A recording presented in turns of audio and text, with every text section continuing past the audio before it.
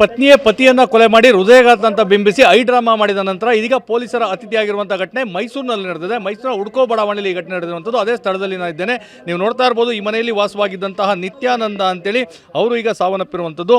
ಪತ್ನಿಯೇ ನಿತ್ಯಾನಂದ ಅವ್ರನ್ನ, ಸುಶೀಲಾ ಅನ್ನೋರು ಅವ್ರನ್ನ ಕೊಲೆ ಮಾಡಿ ತದನಂತರ ಹೃದಯಾಘಾತ ಅಂತ ಬಿಂಬಿಸಲಿಕ್ಕೆ ಹೊರಟಿದ್ರು. ಅವರು ಮೈಸೂರಿನ ಮಹೇಂದ್ರ ಕಾರ್ ಶೋರೂಮ್ನಲ್ಲಿ ಕೆಲಸವನ್ನ ಮಾಡ್ತಾ ಇದ್ರು.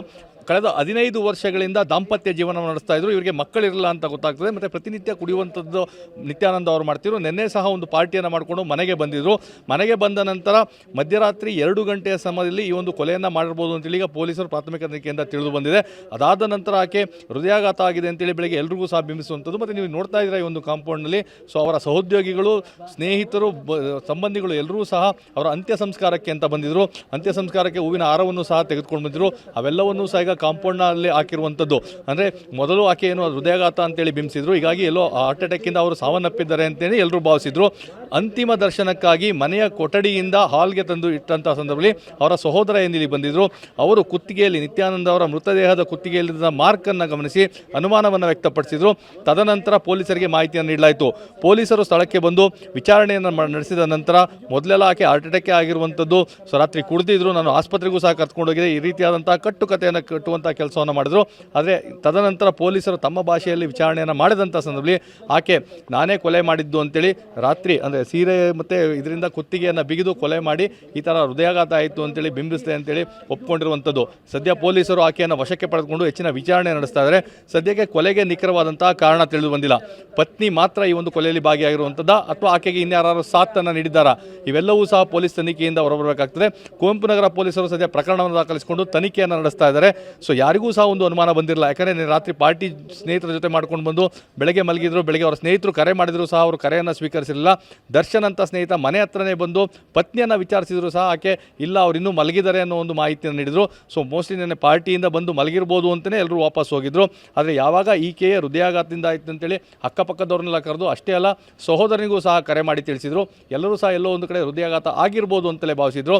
ಯಾವಾಗ ಕುತ್ತಿಗೆಯಲ್ಲಿ ಮಾರ್ಕನ್ನು ಅವರ ಸಹೋದರ ನೋಡಿ ಪೊಲೀಸರಿಗೆ ತಿಳಿಸಿ ಒಂದು ಸಮಯ ಪ್ರಜ್ಞೆಯನ್ನು ಮೆರೆದು ಆಗ ಆಕೆ ಕೊಲೆಯನ್ನು ಮಾಡಿ ಈ ರೀತಿಯಾದಂಥ ಡ್ರಾಮಾ ಮಾಡಲಿಕ್ಕೆ ಹೊರಟಂಥದ್ದು, ನಾಟಕವನ್ನು ಮಾಡಲಿಕ್ಕೆ ಹೊರಟದ್ದು ಗೊತ್ತಾಗಿದೆ. ಸದ್ಯ ಪೊಲೀಸರು ತನಿಖೆ ನಡೆಸ್ತಾ ಇದ್ದಾರೆ. ತನಿಖೆಯ ನಂತರವಷ್ಟೇ ಈ ಕೊಲೆಗೆ ನಿಖರವಾದಂಥ ಕಾರಣ. ನಿತ್ಯಾನಂದ ಅಂಥೇಳಿ ನಮ್ಮ ಚಿಕ್ಕ ವಯಸ್ಸಿಂದ ನಮ್ಮ ಜೊತೆ ಆಡಿ ಬೆಳೆದಂಥ ಹುಡುಗ. ಈ ಹುಣಸೂರಿನಲ್ಲಿ ಮಹೀಂದ್ರ ಕಂಪ್ನಿನಲ್ಲಿ ಬ್ರಾಂಚ್ ಮ್ಯಾನೇಜರಾಗಿ ಕೆಲಸ ಮಾಡ್ತಾರೆ. ತುಂಬ ಒಳ್ಳೆಯ ಹುಡುಗ. ನಾವೆಲ್ಲ ಸುಮಾರು ಒಂದು 40 ವರ್ಷದಿಂದ ನಾವು ಜೊತೆಲೇ ಬೆಳೆದಂಥವ್ರು. ಇವತ್ತು ಬೆಳಗ್ಗೆ ಒಂದು 6 ಗಂಟೆ ಹೊತ್ತಲ್ಲಿ ಹಾರ್ಟ್ ಅಟ್ಯಾಕ್ ಆಯಿತು ಅಂಥೇಳಿ ವಿಷಯ ಬಂತು. ಆಮೇಲೆಲ್ಲ ಬಂದು ನೋಡಿದ್ಮೇಲೆ ಅವರ ಅಣ್ಣ ನವೀನ್ ಅಂಥೇಳಿ ಅವ್ರು ಬಂದು ಬಾಡಿನ ನೋಡಿದಾಗ ಅವ್ರಿಗೆ ಕುತ್ತಿಗೆನಲ್ಲಿ, ಕೆನ್ನೆನಲ್ಲೆಲ್ಲ ಗಾಯ ಆಗಿರೋದು, ರಕ್ತ ಬಂದಿರೋದು ಮತ್ತು ಕುತ್ತಿಗೆನಲ್ಲಿ ಮಾರ್ಕ್ ಇರೋದು ಅವೆಲ್ಲ ಅವ್ರು ಅಬ್ಸರ್ವ್ ಮಾಡಿಬಿಟ್ಟು ಇದು ಯಾಕೋ ಡೌಟ್ ಬರ್ತಿದೆ ನನಗೆ, ಇದು ಹಾರ್ಟ್ ಅಟ್ಯಾಕ್ ಅಲ್ಲ, ಇದು ಏನೋ ಮಾಡಿದ್ಯಮ್ಮ ನೀನು ಅಂತೇಳಿ ತಕ್ಷಣ ಇಮಿಡಿಯೇಟಾಗಿ ಪೊಲೀಸ್ನವ್ರು ಕಂಪ್ಲೇಂಟ್ ಕೊಟ್ಟರು. ಪೊಲೀಸ್ನವರೆಲ್ಲ ಬಂದು ಆಮೇಲೆ ಇಂಟ್ರಾಗೇಷನ್ ಮಾಡಿ ಗಂಡ ಹೆಂಡತಿ ಇಬ್ಬರೇ. ಏನೂ ಇಲ್ಲ, ಅವ್ರು ಯಾರ ಜೊತೆನೂ ಕಾಂಟ್ಯಾಕ್ಟ್ ಇರ್ತಿಲ್ಲ. ನಮ್ಮ ಜೊತೆ ಎಲ್ಲ ಅವ್ರು ಮದುವೆ ಆದಮೇಲೆ ಹುಡುಗ ನಮ್ಮ ಜೊತೆ ಕಾಂಟ್ಯಾಕ್ಟೇ ಬಿಟ್ಬಿಟ್ಟ. ಇಬ್ಬರೇ ಇದ್ದರು. ಯಾವಾಗ ಮಾಮೂಲಿ ಗಂಡ ಹೆಂಡತಿ ಜಗಳಗಳಾಗತ್ತೆ ಅಷ್ಟೇ. ಮದುವೆ ಒಂದು 10 ವರ್ಷದ ಮೇಲೆ ಆಗಿದೆ ಮದುವೆ, ಮಕ್ಕಳಿಲ್ಲ. ಇಲ್ಲ ವಿಚಾರಕ್ಕೆ ಏನೂ ಗಲಾಟೆ ಇಲ್ಲ. ಒಟ್ಟಲ್ಲಿ ಮಾಮೂಲಿ ಗಂಡ ಹೆಂಡತಿ ಜಗಳ ಅಷ್ಟೇ. ಯಾವಾಗಾರು ಒಂದ್ಸಲ ಜಗಳ ಆಗೋದು ಬಿಟ್ಟರೆ ಆ ಥರದ್ದೇನು ಡೆವಲಪ್ಮೆಂಟ್ಸ್ ಅಲ್ಲಿ ಯಾರೂ ಬರ್ತಿಲ್ಲ. ಹೌದೌದು, ಎಲ್ಲ ಬಂದಿದ್ದಾರೆ. ಎಲ್ಲ ವಿಚಾರ ನಮಗೆಲ್ಲ ಬೆಳಗ್ಗೆ 6 ಗಂಟೆ 6-6:30 ಗೊತ್ತಾಯಿತು.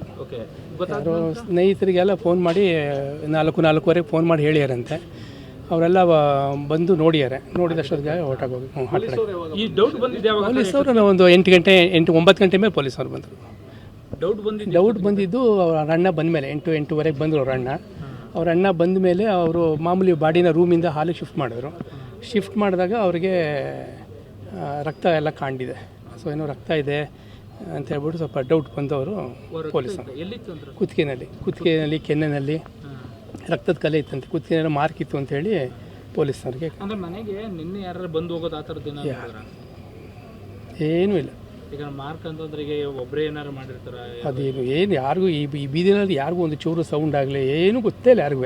ಬೆಳಗ್ಗೆ 6 ಗಂಟೆಗೆ ಆ ಅಮ್ಮ ಅಳಕ್ಕೆ ಶುರು ಮಾಡಿದ್ಮೇಲೆ ಗೊತ್ತಾಗಿತ್ತು. ಅಲ್ಲಿ ತನಕ ಯಾರಿಗೂ ಗೊತ್ತಿಲ್ಲ. ಅವ್ರೇನು ಕುಡ್ಕೊಂಡ್ಬಂದು ಗಲಾಟೆ ಮಾಡ್ತಿದ್ರು ಆ ಥರ ಹೇಳ್ತಾರೆ. ಏನಪ್ಪ ಕುಡಿಯೋದು ಮಾಮೂಲಿ ಅಕೇಶನ್ಸಲ್ಲಿ ತಗೋತಿದ್ರು ಅಂತಾರೆ, ಬಟ್ ಏನು ಆ ಥರದ್ದು ನಮ್ಮ ಗಮನಕ್ಕೇನು ಬಂದಿಲ್ಲ.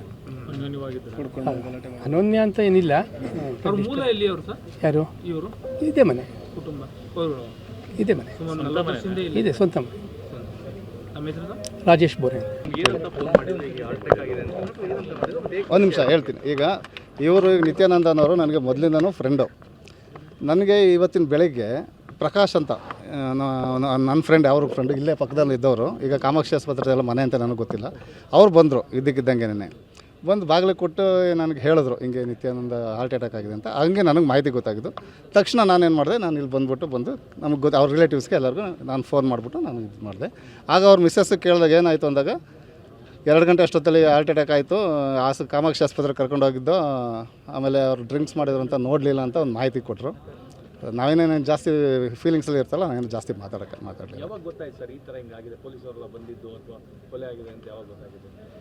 ನಮಗೆ ಅದೇ ಅವರು ಆ ಕಡೆ ರೂಮಿಂದ ಈ ಕಡೆಗೆ ಬಾಡಿ ಶಿಫ್ಟ್ ಮಾಡಿ ಹಾಲ್ಗೆ ಹಾಕುವಾಗ ನಮ್ಮ ಅವರ ಬ್ರದರ್ ಟೀಮ್ ಇದು ಫ್ರೆಂಡ್ಸ್ ಇದ್ರಲ್ಲ, ಅವ್ರು ಮಲಗಿಸುವಾಗ ಇಲ್ಲೊಂದು ಸ್ವಲ್ಪ ಏನೋ ಮಾರ್ಕ್ ಆದಂಗೆ ಇತ್ತು, ಆವಾಗ ಡೌಟ್ ಬಂದಿತ್ತು ಅಷ್ಟೇ. ಹಾಂ, ಎಲ್ಲ ಅವರ ಬ್ರದರ್ ಎಲ್ಲ ಇನ್ಫಾರ್ಮ್ ಮಾಡಿಲ್ಲ. ಅವ್ರದ್ದು ಫ್ಯಾಮಿಲಿ ವಿಚಾರಗಳು ಗೊತ್ತಿಲ್ಲ. ನಾವು ಅವ್ನು ಮದುವೆ ಆದಮೇಲೆ ಆಲ್ಮೋಸ್ಟ್ ಅವನ ಜೊತೆ ನಾನು ಅವಾಯ್ಡ್ ಮಾಡಿದ್ದೆ, ಜಾಸ್ತಿ ಇದು ಆಗ್ತಾ ಇರಲಿಲ್ಲ ನನಗೆ.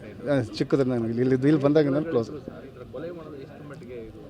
ತಪ್ಪು, ನಾವು ತಪ್ಪು ಅಂತ ಹೇಳ್ತೀವಿ. ಯಾರೇ ಆಗಿದ್ರು ಶಿಕ್ಷೆ ಆಗಬೇಕು, ಆ ಥರ ನಾನು ಹೇಳ್ತೀನಿ.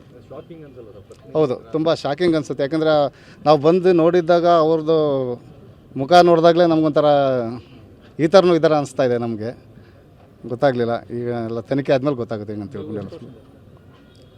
ಸುಮಾರು ಅವ್ರು ಇಲ್ಲಿ ಬಂದಾಗಿಂದನೂ ಫ್ರೆಂಡೇ ಅವರು. ನನ್ನ ಹೆಸರು ಸೋಹನ್ ಕುಮಾರ್ ಅಂತ ಅಂದ್ಬಿಟ್ಟು.